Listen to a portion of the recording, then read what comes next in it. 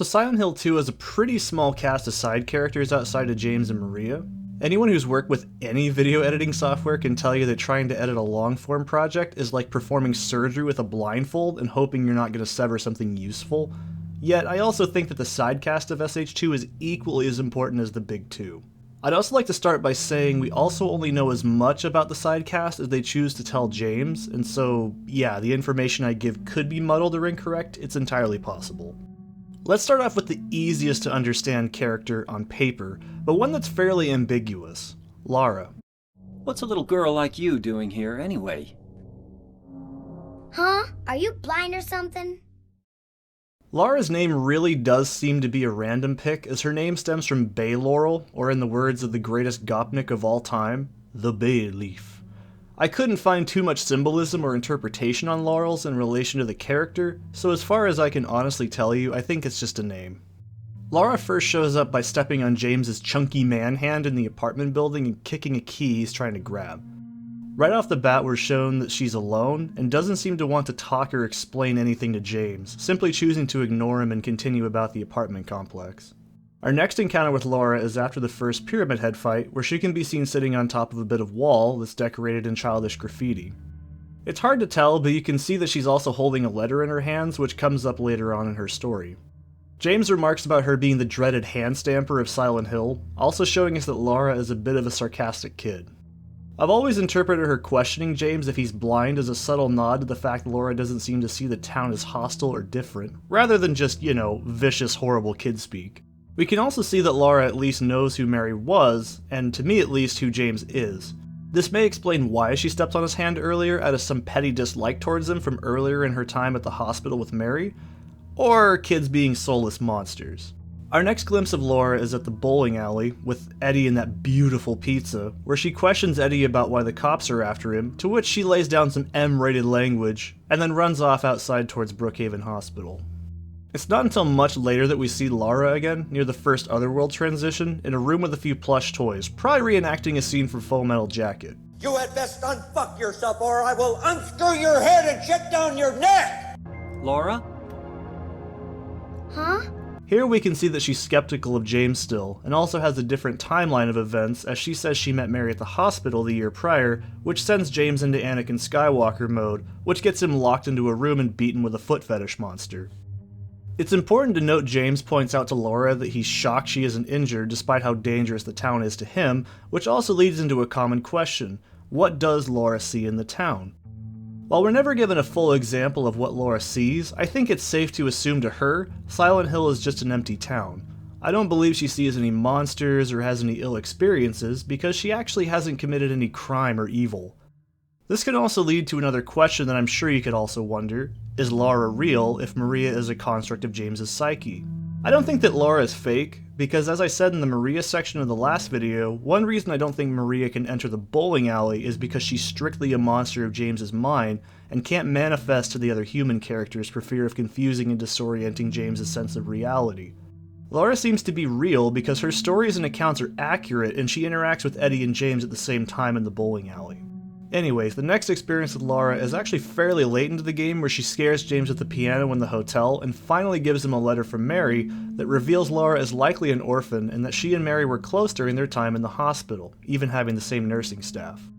I always feel like this scene is so well done, by the way, with the music, the fact the player gets to read the letter at their own pace, and that this is the start of James's realization that his timeline of events doesn't match up to reality. Lara's last canonical appearance is in the room 312, when James tells her the truth that he murdered Mary. I like the delayed reaction that Lara gives here, as if you tried to say something like this to an 8-year-old, they'd probably also be unable to cope or process what you just said, and they'd also likely react in the same awkward and violent way. There's something about the tired and exhausted why she gives James that really sells how heartbroken and devastated this news is to her, because it's easy to see that Lara really did like Mary, and was most likely looking forward to being adopted by her in the future. It's also likely that Lara felt annoyed with herself for even considering that James was a good person, and felt betrayed for giving him another chance for redemption. In the Leave ending, we can see that James and Lara both exit the graveyard, but like I said in the story section of the series, how you end the game is up to you and how you played. If we're going from this ending, it's easy to assume that the two exit the town and go back to living life as normal as they possibly can. I feel Laura is very difficult to pinpoint in the story, and I find her the most challenging character to analyze because we know so little about her. There's never a clear reason as to why she's in Silent Hill, but I think I know why, and it's that the letters she received from Mary are the town's way of moving James from one area to the next through someone closely involved with Mary before her death. She could legitimately be dropping the letters and misplacing them. I mean, hell, kids are kids. I lost so many fucking things it's ridiculous. But I think the town itself misplaces the letters to help shepherd James along. We can see that after the revelation that James killed Mary, the letters James had with him the whole time suddenly become blank now that he's accepted responsibility for her murder, so it's likely that the letters Laura finds are real, but ghosts in and out of reality. Notice how we also don't see Laura at any point in the otherworld or lower depths of the town either, hence why she's not able to see or interact with the evil energy that lurks around.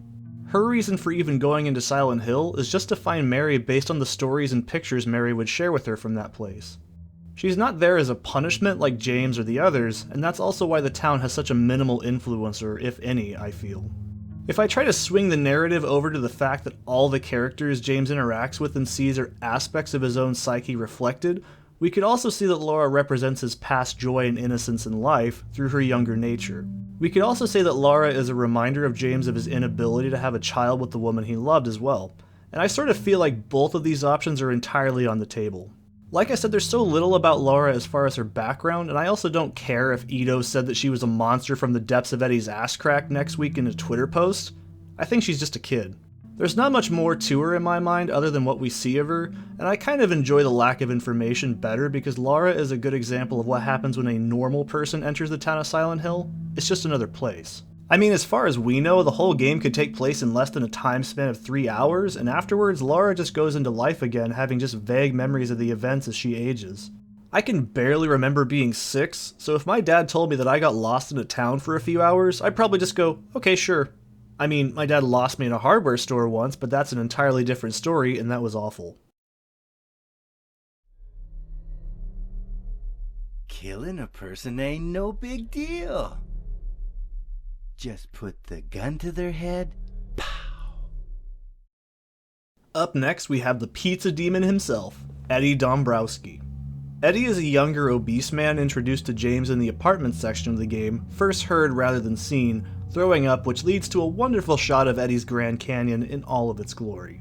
Jokes aside, Eddie's first name's roots likely stem from the name of Edward, which translates as wealthy guardian in Old English. Dombrowski is simply a Polish surname meaning oakwood or copse. If I had to guess anything from the etymology of Eddie's entire name, it's likely that his last name was just a stand-in, but his first name containing the word wealthy could relate to the old concept that obesity and pallor signified the ability to indulge in the excess. Now, if you're pale and fat, you're just a redditor. If there is any meaning of Dombrowski as a name, oak trees are generally regarded as very sturdy and useful, both in the lumber industry and in nature. Well, mind you, this is also coming from an Oregonian where lumber is historically the backbone of the old Pacific Northwest. Now it's just pot and lunatics. But Eddie is very clearly anything but sturdy, strong, or smelling good, so maybe his name is a jab at his overall emasculated and flabby form. As mentioned before, James first sees Eddie throwing up in an apartment's bathroom. The room before the cutscene introducing Eddie also has a corpse lying in the fridge that James can examine, and this leads to a good question of whether or not Eddie actually killed whoever the corpse belongs to. To me, I think Eddie killed whoever it was, and the other reason is that the corpse is suspiciously shoved into a fridge, a location where food is stored, and the blood splatter on the fridge indicates the blood landed on the fridge and can also be seen pooling near where I'm guessing the hips are on the corpse. That's right, I played Condemned 1 and 2, I'm a good boy. We can also see that Eddie is extremely paranoid and hesitant, as the very first thing he says to James before he even says his own name is that he's innocent and he didn't kill the thing outside. Paranoia is a common trait among mentally ill individuals and can generally be a result of guilt and trauma. But in Eddie's case, it's very likely it's from guilt, as we'll also see this later on in his story. Something to note as well is that Eddie isn't from Silent Hill, the town, and that he was drawn there from his guilt and ill intentions. He used the town to hide from the police according to his conversation with Laura in the bowling alley scene, and you could argue that Eddie might be lying to Laura, but I think he did hide from the police based on the fact he didn't kill the man he shot, and it's likely that the victim just called the police in response to his assault and murder of his dog. I've also always interpreted this intro scene of Eddie throwing up as an early sign of him not wanting to accept responsibility after he kills the monster in the previous room, which causes him to grow anxious and vomit. To me, the monster or thing likely represented the bully he shot in the knee, and the fact he killed the monster put him into shock because remember, he never actually committed a murder in the first place, only on the bully's dog. Eddie later shows some sadistic glee in how the animal died, but I think in this scene right here he may still be a redeemable person and may actually still feel some sliver of remorse for his actions. Regardless, James can also walk into the room near Eddie and notice some football paraphernalia, further cementing to me that the monster was the bully he shot. It's likely Eddie sought safety in this apartment after being scared by the monsters outside, walked into this room, and noticed the bully in the chair. Notice how the chair is positioned in a way that it would be the first thing someone would see in the doorframe. Eddie panicked and backtracked into the kitchen area, shot the monster, tried to hide it, and threw up before James walked in. After a while, we see Eddie again in the bowling alley talking to Laura, where she tries to ask him about his crime, but he just ignores her and complains that nobody can forgive him. Jokes aside about the luscious pizza, I think the pizza is a pretty easy metaphor about Eddie's gluttony and laziness. I didn't even notice it until writing this analysis, but you can see that it's also not just one pizza, but two, and the name of the brand is All Stars Pizza, likely referencing the bully he shot being a football player, as All-Star is generally a term associated with elite sports players and, you know. All-Star Pizza in Oregon, go now, beat the rush. We also see that Eddie lacks quite a bit of self-esteem, and I mean that because, think about it, he just got burned by an 8-year-old and he's likely in his 20s. For God's sake, she's actually just a damn kid. You can wave your car keys in front of her face and go, guess who could actually reach the pedals, and make fun of her for being adopted or something. Shit, dude, no grown-ass man lets a random kid put them down. Eddie also ignores James's hostility here too, displaying he doesn't really care about everyone around him at this point. Remember in the first cutscene with Eddie, he actually tells James to take care, and in this one, we can see he barely even remembers James's name, when it's likely only been a matter of minutes since their last encounter. Our next experience with Eddie is in the start of the prison section where he's sitting in a mess hall near a corpse, but this time he's holding a revolver and he's clearly starting to lose the plot. According to Eddie, he shot the dude next to him for making fun of me with his eyes, which, that's a thing. Eddie also starts to show some more violent tendencies at this point too, showing a disregard for basic morals, explaining how earlier he let everyone walk on him and even drops a hint about the dog he shot. When James tries to talk some sense into his skull, Eddie simply changes the story about the dead guy near him, pretends what he said was a joke, and casually decides to go on alone. In my mind at this point, Eddie has basically failed to learn why he was in Silent Hill and was embracing his violent side as opposed to James, who was actively trying to understand what the town was showing him. In Eddie's mind, he thinks that he should just embrace violence and fear tactics rather than actually improving himself, and it's likely that whatever monsters or entities that Eddie is encountering in the town are likely just being gunned down rather than listened to or bargained with. Eddie's comment about being looked at weird, even though I made fun of how stupid it sounds earlier, is common amongst people suffering from paranoia or guilt, and that strangers or those around you are conspiring against you based on their body language, even if it's true or not. I'm not sure I'd classify Eddie as a sociopath, but I would certainly call him a psychopath, as he does check quite a few of the traits needed for someone to be one. Frequent lying, lack of remorse, lack of regard for safety, and warped perception of right and wrong. I don't think that Eddie has the charm, cunning, or planning skills of a sociopath because he's shown to have more cowardice and laziness, whereas a sociopath will tend to be more goal-oriented and driven, but hell, I'm not a doctor, just severely mentally ill. I think Eddie still has some respect for James at this point because in his mind, James hasn't done anything to upset him just yet, and he clearly instills a sense of fear in him with his unhinged rant about shooting someone. He likely views James as submissive and someone he can use or order around, but he hasn't fully tested his limits on him just yet, as he will do later on. Hence why he drops the edgelord act when James tries to talk some sense into him. Eddie is also in a cafeteria in this scene, and the tablet of the gluttonous pig can be found a few feet away from where he is at, and I mean, if you can't put two and two together, I'll do it for you. It tastes like a Pizza! Perhaps just one more?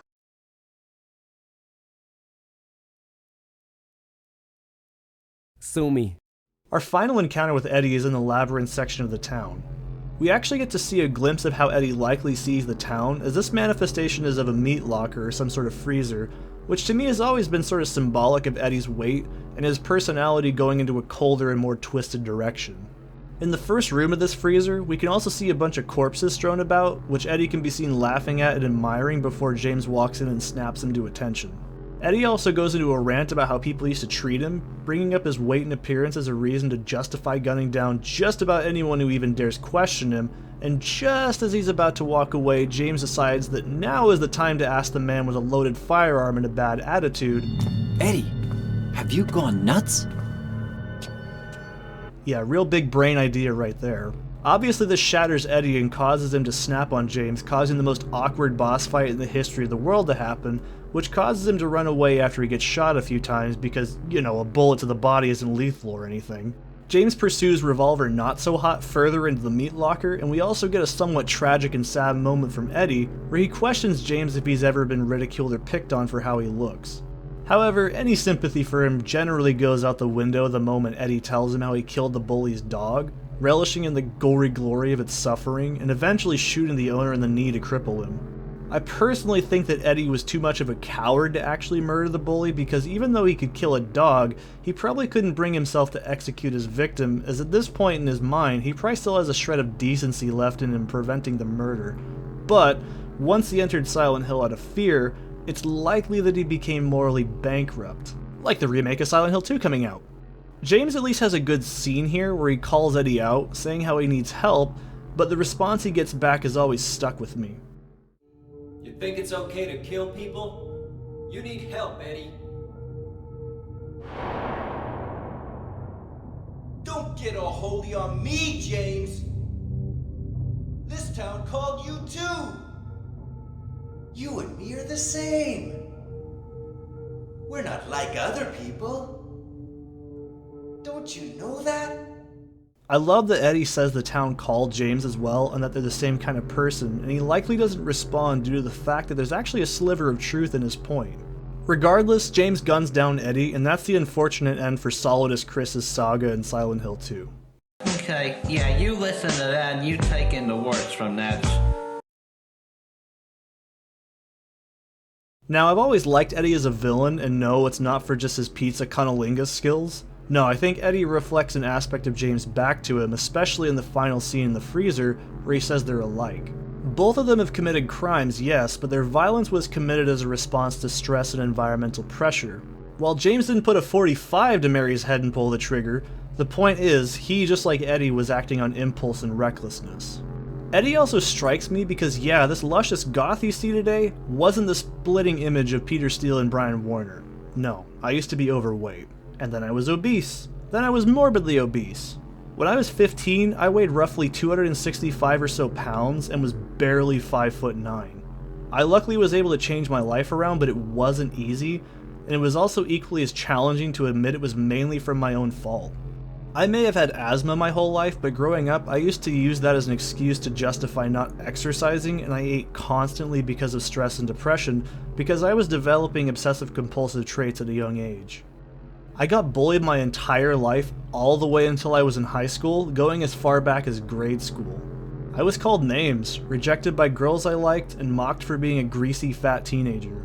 It got to me so often that I didn't even want to talk to people after a while, and became a genuine introvert until I was a junior in high school and had started to take care of myself more because I nearly died from H1N1 at 15.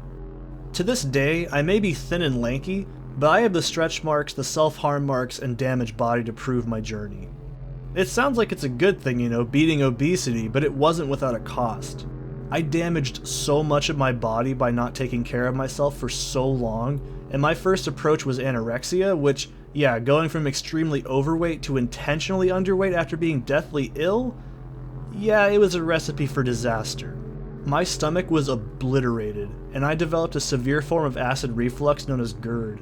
Because I was still a teenager and developing, my bone structure and how my skin stretched so often caused me to have a lisp on top of my already stress-induced stutter.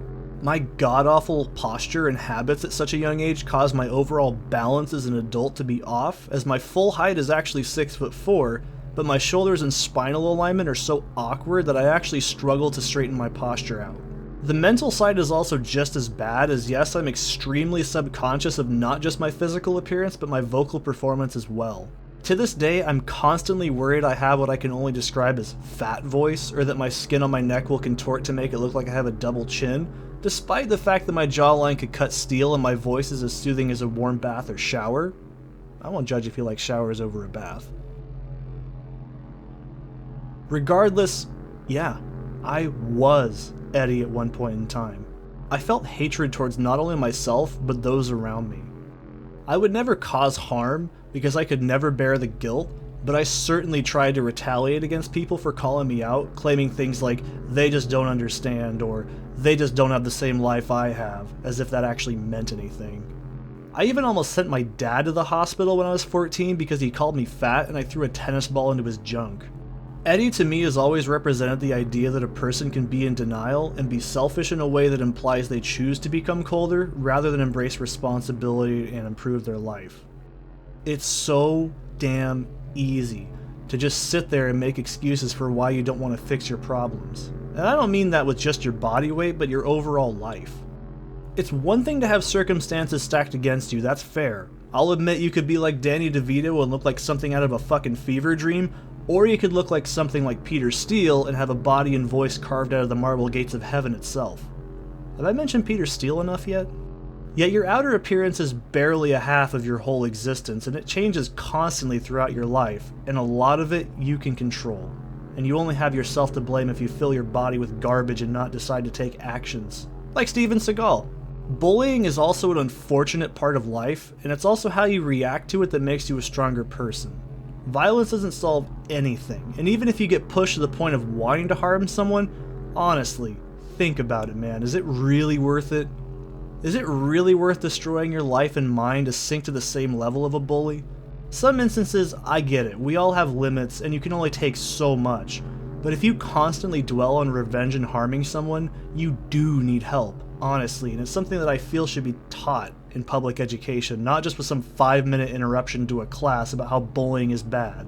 It should go without saying, in this day and age, I dread even going to get a loaf of bread because I have a genuine phobia of being gunned down by some lunatic incel, but you know, as a culture and as a species, we need to find better ways of dealing with red flag behaviors, especially when it comes to both victims and instigators of bullying.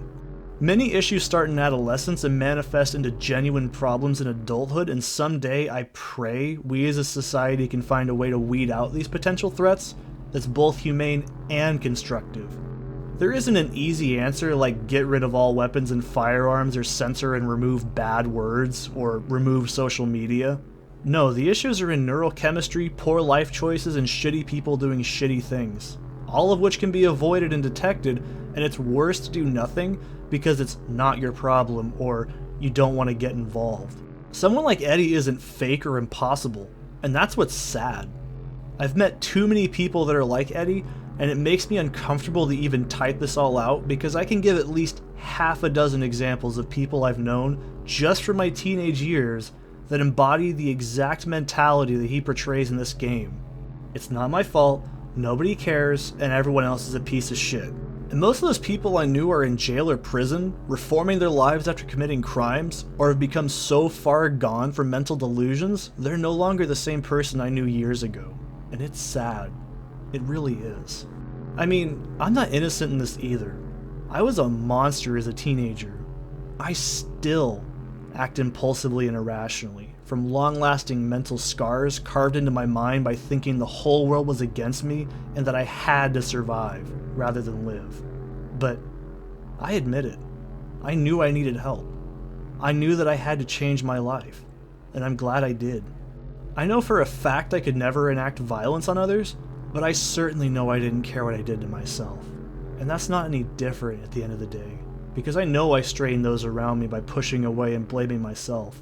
And there's nothing wrong with admitting you need to change, because everyone around you can suggest it to you subtly or not, but you ultimately have to put both feet forward, and not just leave one foot behind in the doorframe to the room you locked yourself into. Angela. Angela, okay. I don't know what you're planning, but there's always another way. So, Angela is obviously a character I have a lot to say about.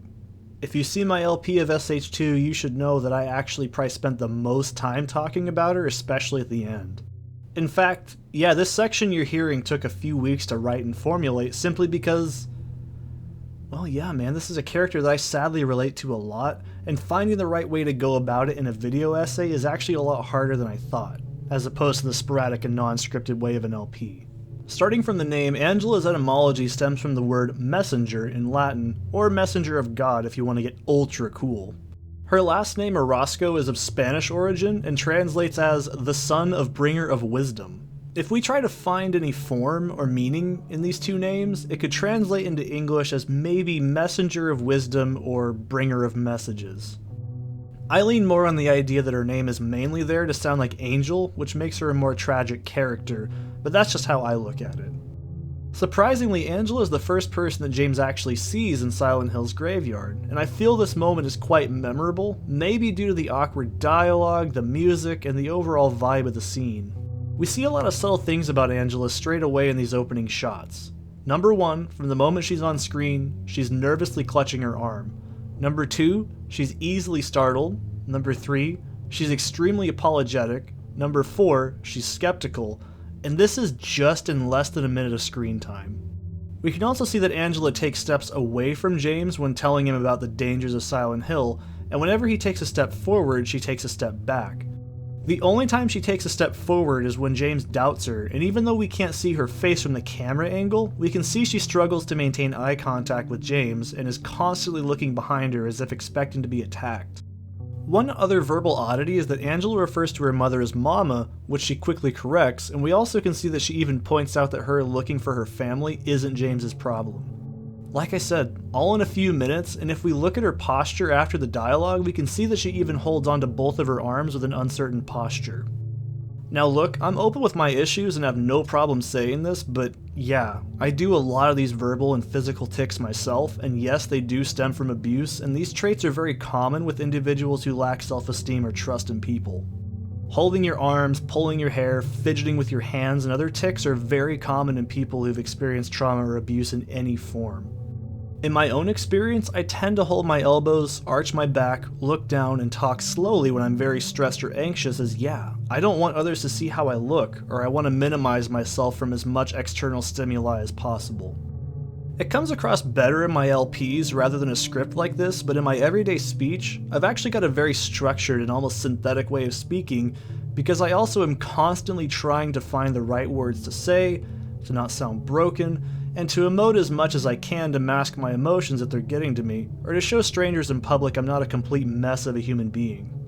I also generally don't view anything I say as important or worthwhile because I fear I'm constantly boring or uninteresting to others, so I tend to only speak when spoken to, and when I do, I have to give someone my full attention or I fear I'm doing something wrong and being judged. If anyone's curious, this is also why I don't plan or have interest in live streaming because I actually physically and mentally can't handle the ability to try and manage more than 1 to 2 conversations at a time with people. I get way too emotionally drained and worried every second. In regards to Angela constantly stepping away from James, this is also something I can sadly relate to. Angela is a victim of physical and sexual abuse, and yes, I also share this trait sadly, and as such she avoids physical contact and is in a state where she has to constantly check her surroundings at all times. I sadly do the exact same things, everywhere. Before the term social distancing was a thing in the public, I have been doing this for years, since I was a preteen. Anyone who knew me at younger ages can attest to this as well, and that I actually stand generally 12 or so feet away from people at all times, regardless of if I know someone or not. Once someone has been exposed to a physical trauma at the hands of another person, it's extremely difficult to honestly want to be near someone, and for me, that 12 or so feet is what I use to keep myself in open space if I need to get away from someone, and I also don't want to be in someone else's way because I see myself as lesser to others and in the way at all times. I do go out of my way to make eye contact with people when I'm talking, but the more stressed I become, the less likely I am to maintain it, because I'll be too focused on whatever is in my mind and trying not to reflect my anxieties to the other person for fear of wanting them to help me.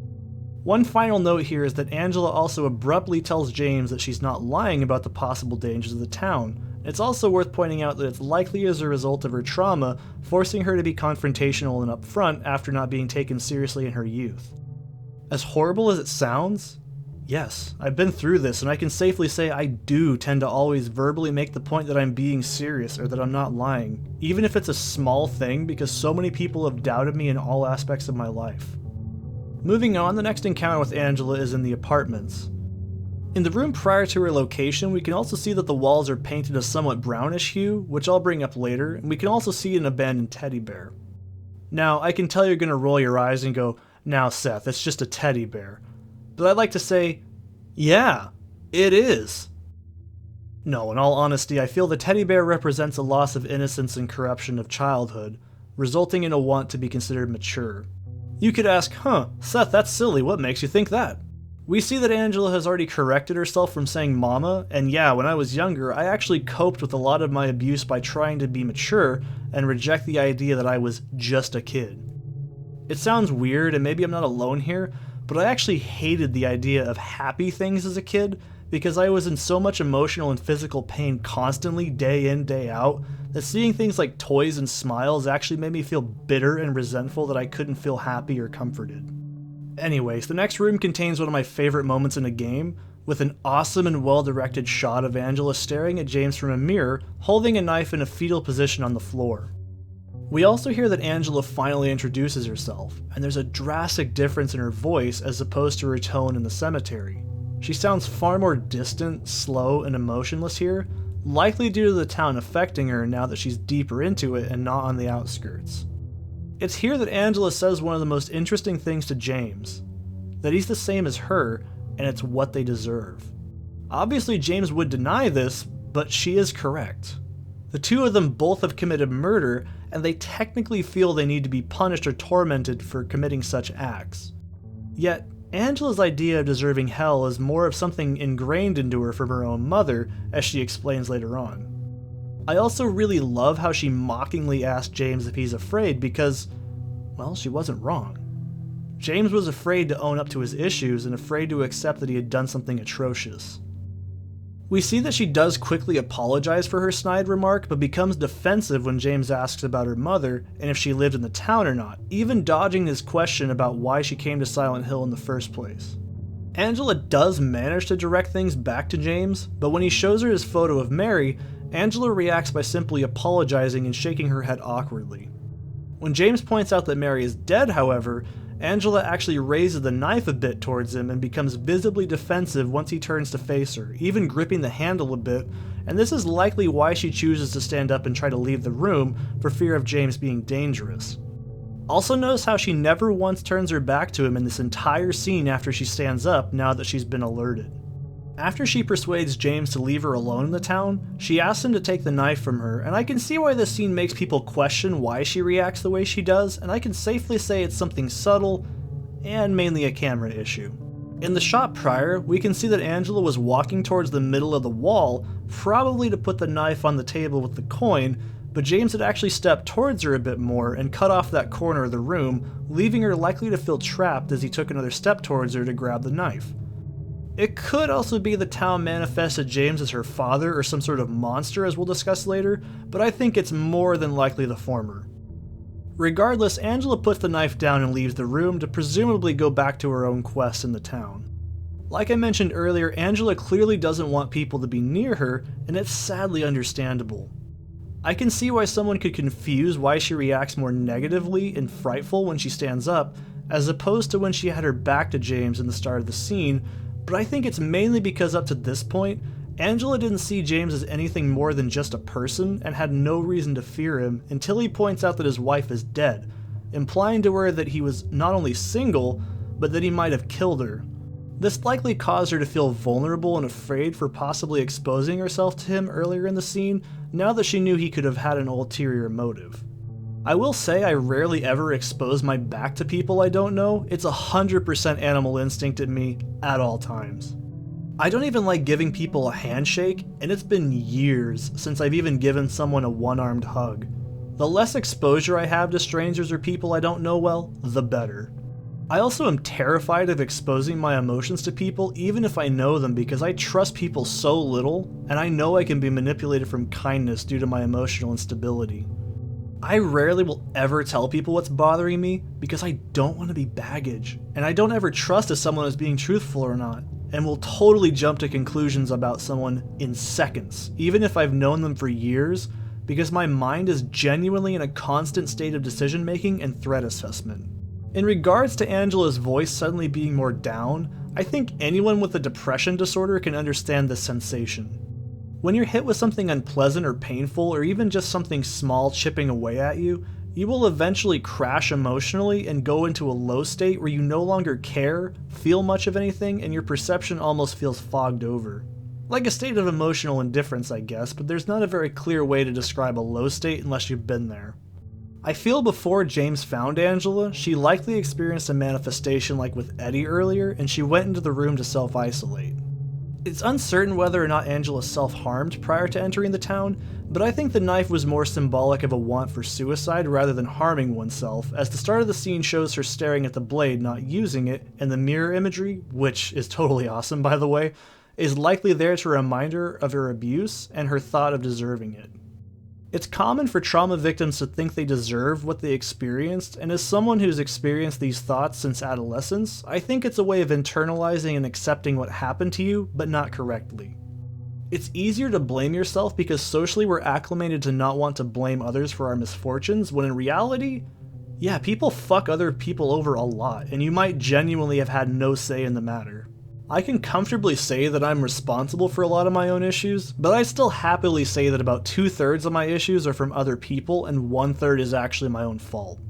I can tell someone can say, wow, how dismissive and irresponsible, but trust me, when I was 15, I wanted to swallow a bottle of Xanax and Zoloft with a bottle of Tylenol and drown myself in a creek because I felt my issues were all my own fault. Yeah, you can say you deserve pain or death, but ultimately when done correctly, it's infinitely better to be introspective and understand what actually harms you. Sometimes it is yourself, and sometimes it's others, but rarely will you being dead actually do something helpful. Healing isn't fast, and it may be painful to admit you were at fault for something, but you'll feel a hell of a lot stronger and become a better person for moving on. A final note of this scene is Angela's reaction to James showing her a picture of Mary, which she simply apologizes towards. It's subtle, but when you're depressed and dissociated, you tend to ignore other people's problems and pains and simply focus on your own thoughts and needs. I tend to do this when I'm falling apart inadvertently, but it's as a result of my OCPD, which causes me to focus on only a few specific things at a time and try to find solutions.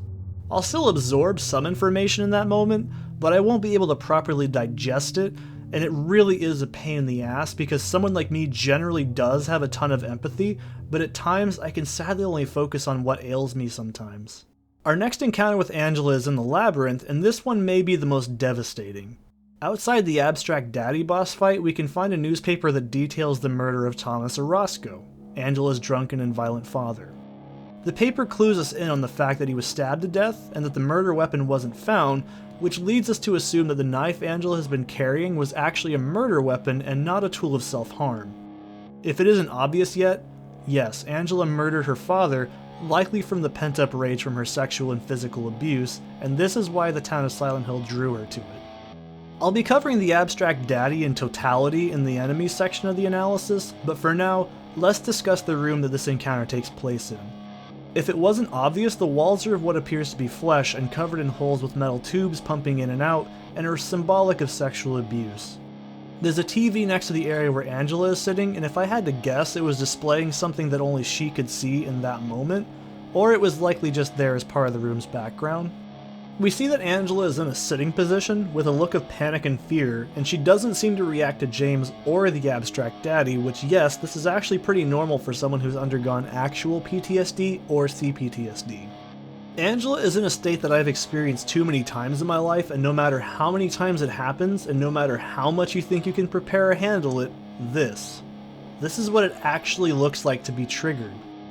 Despite the meme of saying it and idiots wanting to say it to try and get sympathy points, actually being triggered by something results in a total collapse of self, surrounding, and movement, almost as if you're in a nightmare and you can't wake up.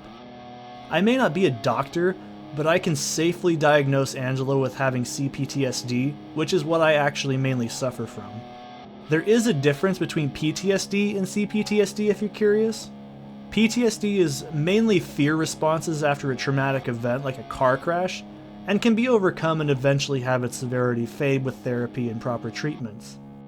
CPTSD, however, is short for Complex Post-Traumatic Stress Disorder, and the complex of the name is added from factors such as repeated exposure to the same trauma or numerous traumas committed for years at a time.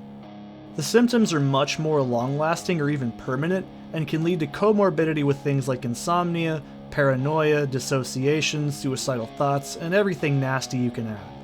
I'm not ashamed to admit it, but as someone who suffers from this, I experience mood shifts, insomnia from fear, severe bouts of emotional self-hatred and regret, a totally obliterated short-term memory, existential breakdowns, and I actually don't have the ability to feel pleasure or pride properly, which results in positive emotions turning to guilt or loathing because I'm so used to pain and abuse that I actually don't know how to feel happy or safe. This scene of someone just vacantly staring off is the most accurate way to describe what millions of people like myself have experienced. A total lack of control. This, like I said, is what triggered actually looks like. This is why people like me have an actual certified ESA. This is why people like me have to take medications to not feel sick and ill with themselves. This is one of the most impactful moments in fiction, and it's just a damn shame that some people would rather have watered-down, spoon-fed, and pussy-footed examples through things like pop culture and children's entertainment to avoid the honest-to-God reality of what someone like me suffers with every day. I don't want someone to experience this scene, fuck no, but in reality I wish people actually understood what an emotional breakdown was, what it feels like to the victim, and how it's not just some on-off switch that we're in control of. Moving on, after James kills the abstract daddy, Angela quickly snaps into an emotionally fueled rage and beats the hell out of the monster's corpse. When James tries to tell her to relax, she immediately switches into a more hostile and confrontational stance, culminating into her accusing James of being after sex because of his kind behavior towards her so far. She eventually collapses to the floor in a mess and continues to berate James, going as far as to say she knew about him and that he didn't want Mary in his life anymore. Whether or not she made this decision based on her own deductions or by the town forcing her to this conclusion, I'm kind of on the latter, but I feel the town pushed her already pre-existing phobias of men and sex to the point that she no longer could trust or care about James. Angela's behavior in this scene is 100% in line with victims of sexual and physical abuse, and what I also go through at times when put under immense amounts of pressure. It's the only way I can explain it. You don't feel anything except maybe hits of fear and shock, and yes, when in an actually emotionally volatile state like this, you can totally blank out entire segments of your memory and react 100% on pure impulse and even pass out from sensory overload. There are totally times when I've snapped at people for telling me to calm down despite the fact I felt totally in control of my emotions, and after an episode of shock, I almost always am extremely hateful and full of self-guilt and repressed anger. There's a disturbing bit of clarity in these moments almost every time where I feel I'm fully aware of what I'm saying and doing, but my emotions and morals slip and I could honestly give a shit less what someone's saying, helpful or not. I want to explode. I want to stop being civil because all it does is make me feel vulnerable and exposed. You feel like a cornered animal and your mind will totally blank out what's right and wrong as long as you can get the hell out of the situation you're in. It's absolutely horrifying, not just for me, but for everyone around me, because nearly everyone in my life knows how much of a facade my actual public appearance is. Underneath that nervous half smile I show people every day, underneath all that black I cover myself in, underneath all the apparent collectiveness and stoicism in my mannerisms and philosophy, I'm a broken man. I'm a scared, vulnerable, and impulsive animal, and I know it. All it takes is the wrong thing to happen to me for too long, and I'll break down into that part of me that I try so damn hard to conceal every day. It doesn't matter if I have therapy or medications, I'm always going to be that way. And even though the chances of me actually getting to the point of breaking down are low, and I'm actually conscious enough to not ever harm anyone or myself, there's a part of me that always knows something sad. That pain may fade, but it's something I can't forget. I hate to show people me at my most vulnerable. It's inevitable in any relationship, friendly or more, and it's actually a reason I don't like to get close to anyone, period. I'm always afraid of what they might think of me when they inevitably see me fall apart and realize I'm not really all there like they might have thought. When you get home from shopping with your family having a good day, how do you handle coming home to your loved one curled in a fetal position, hyperventilating, shaking and saying, "I'm sorry," over and over and over, because it's the first time he's had a Thanksgiving in almost a decade and the emotional joy was too much for him and caused him to realize his family is totally fractured and non-existent? How do you help someone who's aware they can't be helped? You just can't. That rage that burns in someone like me, or anyone who's been harmed mentally or physically, is something that honestly is impossible to ever let go of, and will almost always go in this exact cycle demonstrated here. Prepare, exposure, shock, anger, guilt, retreat, recover, repeat. This is the honest-to-God reality of what it's like for millions of people every day, and why I developed obsessive-compulsive disorders that worsened into a totally rigid, painful, and stringent personality. To combat and prevent my past life and mistakes to keep haunting me through constant mantras, distractions, and social behaviors. Minimize the risks so the next hit won't hurt as much, and learn from each failure to prove you won't let it happen again. It all sounds kinda good, right? Yeah, I'd like to say I've made a hell of a lot of progress in the past decade of my life after high school, but it's also forced me to miss out on so many things. I avoided friends to prevent them from worrying about me. I chose work over family to prove I was a capable and dedicated person. I ignored medication and therapy because I wanted to prove to everyone I was above it. I fucked myself up so I couldn't have anyone else to blame but myself. Obviously, I don't engage in this mindset anymore because it's very unhealthy, but I find myself slipping into it because it's extremely easy to do, and I can safely say from experience, if you find yourself doing things just to prove a point to someone or something else, stop. I regret so much of my life because of actions like this, and I can also reassure you, spite and anger is not the correct way forward, and you'll feel nothing but emptiness if you live life like that. It's not wrong to be angry or avoidant to a certain extent, but use those emotions in a constructive and positive way to move through pain and actually better yourself. Either way, our final and most impactful moment with Angela is right before the final fight with the Pyramid Heads. We see her standing on a staircase while gazing at a decoration, and she confuses James for her mother, who she totally calls Mama at this point, even going as far to grab James's face affectionately until she realizes who he is. She apologizes but reluctantly thanks James for saving her from earlier, from what I assume is the abstract daddy, but Angela adds a very grim and sorrowful, "but I wish you hadn't," even going as far as to bring up the fact her mother said she deserved her abuse. Thankfully, James is an ultra Chad and tells her it's not true, but Angela lays down one of the most impactful moments in any piece of media I've ever seen to this day. Or maybe you think you can save me. Will you love me? Take care of me? Heal all my pain?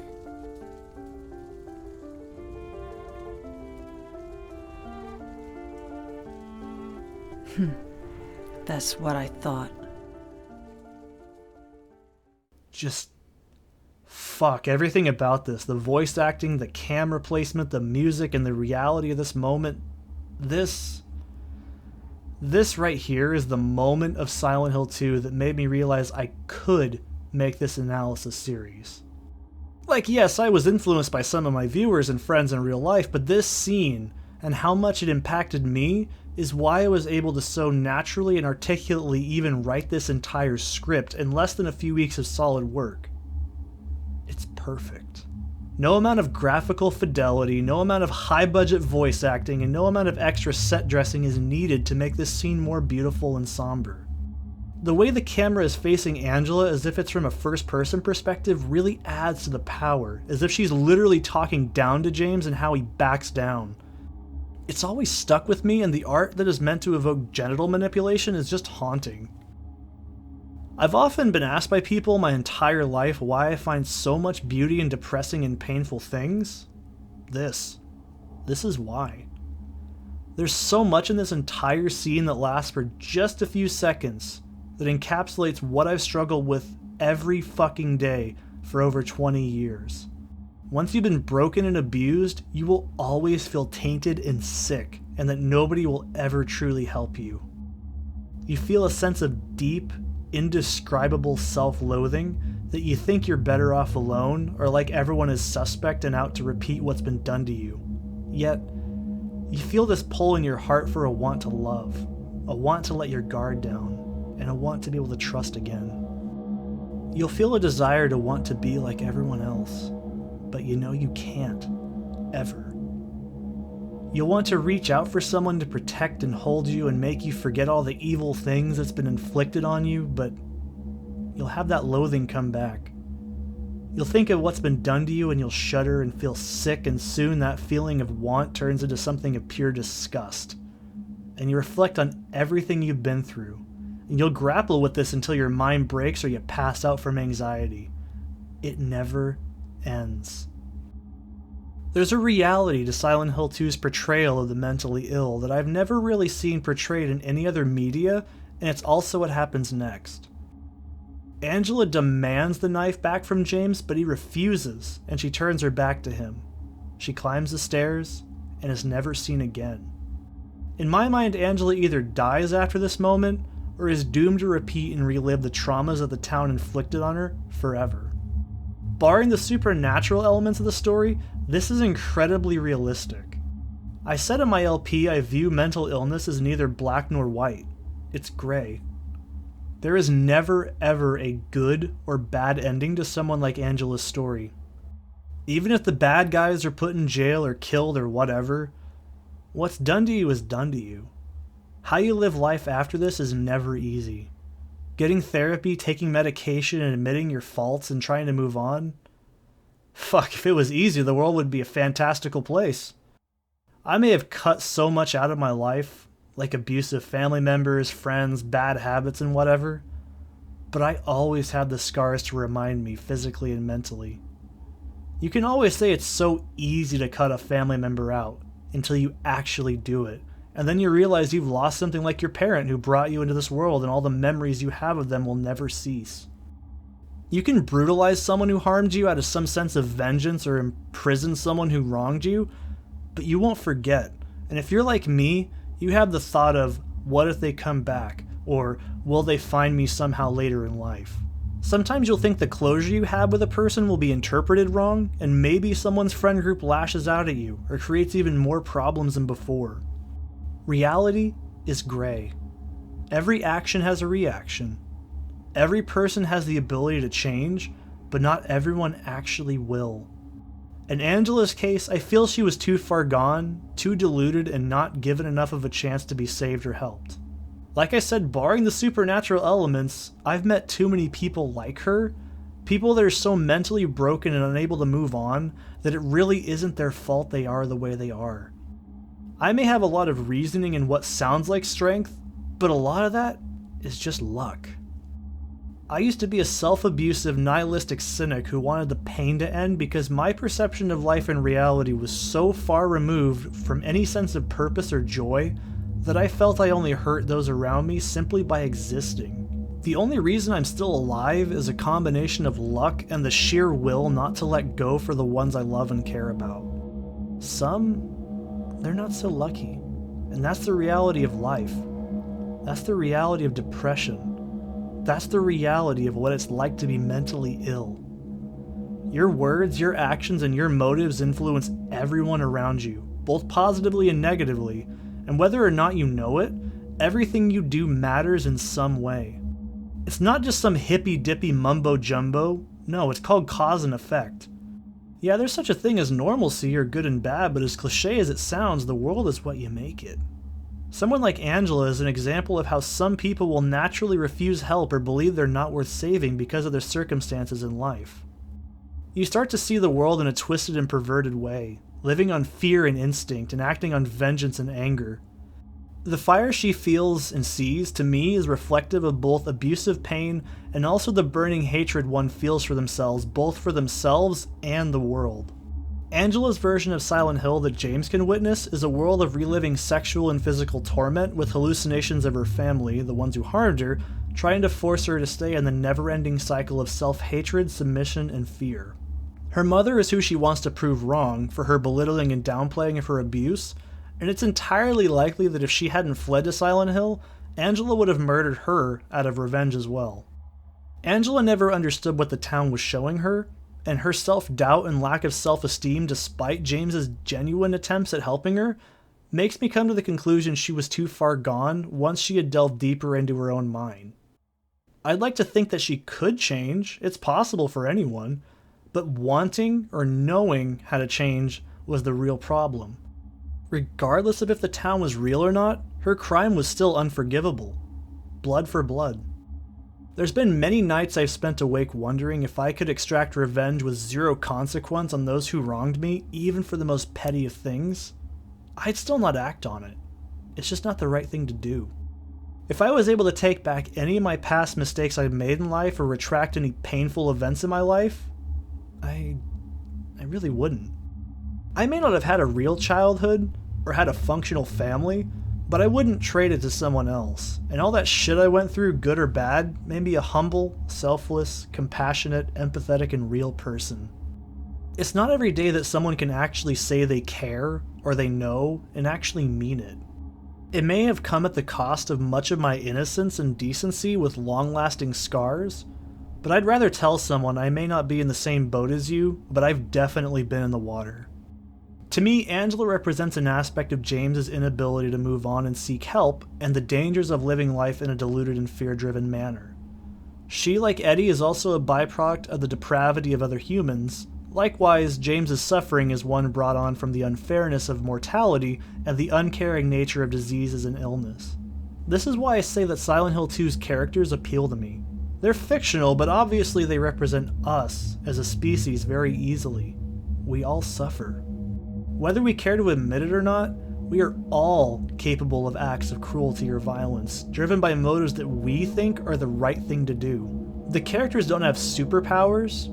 They don't abide by corporate pandering or tokenism. They're human. Almost too human in that anyone can see them and not think anything of them if they were actual people, and you don't even consider that they might carry some deeper baggage. Someone like me you can look at and kind of draw some pretty obvious conclusions about me, like I was probably bullied in my youth, or that I don't sleep well, or that I'm into music or art. But you'd never know that I've actually had to hide in the corner of a room with a baseball bat because I was anticipating a drugged up stalker to try and attack me from the room over, or that I've had to live the first 24 years of my life with the idea that my life was out of necessity for someone else to survive and I wasn't wanted. Look at someone like James, or Angela, or Eddie, and honestly ask yourself this question. Could I end up like them? The sad truth is, everybody can be like them, at any time, at any point. But we all have the ability to change who we are. It's never easy and it's never quick, but every one of us, no matter what, can change. All it takes is one step, one day at a time. And always, always, always know you're not alone. You may think you're small, and you know what? You are, but that's not a bad thing on a cosmic scale. Time is finite. Life is short. Yet, that doesn't mean that your life is useless. It doesn't mean you're weak to feel upset or depressed. Your path in life, just like mine, will have bumps and twists, turns, and steep hills that never seem to end. But there's always a reason to keep going, whether you know it or not.